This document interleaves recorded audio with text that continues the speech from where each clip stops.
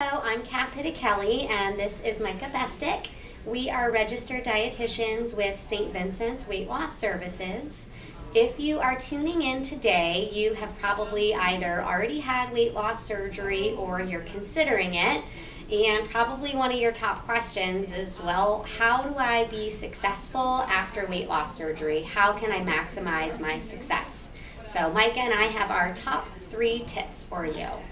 So our first tip would be to make sure you remember to not drink while you eat.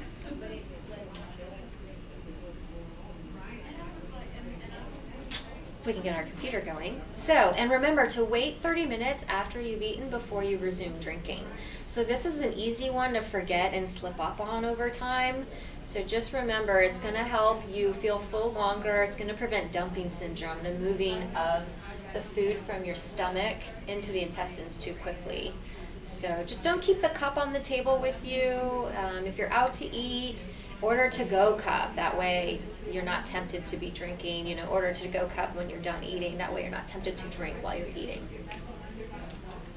And our second tip is to slow down while eating. It takes about 20 minutes for the receptors in the stomach to communicate to the brain that we're satiated. So the quicker we're eating, the more likely we are to overeat. And also remember, after weight loss surgery, you want to help your new stomach by doing as much digestion as you can in the mouth, meaning we want to really thoroughly chew our foods. And there's a number of strategies that you can use to help slow down while eating. Some people will intentionally set the fork down after each bite. Micah has been known to use her toddler utensils because it's hard to eat quickly when you have that little spoon or that little fork. One of the things I try to do is focus on chewing every bite 20 to 30 times. It helps me draw an awareness to my eating and also helps to slow me down so that I'm not just inhaling the food.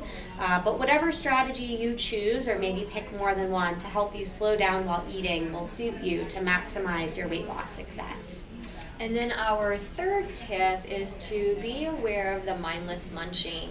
So be mindful to not grab the pretzels or the popcorn from the big bowl or the big bag and portion it out into the smaller bowl for yourself.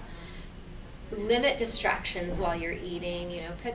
Put the phone away, the iPad, turn the TV off, and really pay attention to the textures and the flavors and the taste. This really enhances our experience of eating and makes it more pleasurable. And along with mindless munching can also be our triggers, like social eating, eating to be social, or, well, I'll have lunch with my friends because it's lunchtime, but I'm not really hungry, but I want to be social with them. Another big one would be boredom eating, and then stress eating. A candy bar would make me feel better right now, which I'm sure we've all thought about, or had that thought run through our head. So I've got some 5 easy tips that you can run through to help manage sort of these emotions. Like it says here, 5 steps to managing big emotions, which kind of I felt like when I saw this, I'd see it in a kindergarten class, but they're fundamentals and they're basics and they're good for everybody. Number 1, remind yourself it's not okay to hurt others or yourself. Be kind to yourself, be kind to others. Don't take your stress out on your loved ones. Number 2, take deep breaths. Count to 10. Meditation would be great as well if you can try some guided 1 or 2 minute meditations. Number 3, use your words to express your feelings. Some people like to journal or call a friend, like ask for help or find a therapist. Come to our support group meetings. And finally, take time for yourself. Take time to calm down. Take a walk on the beach and just create that moment of sort of recentering.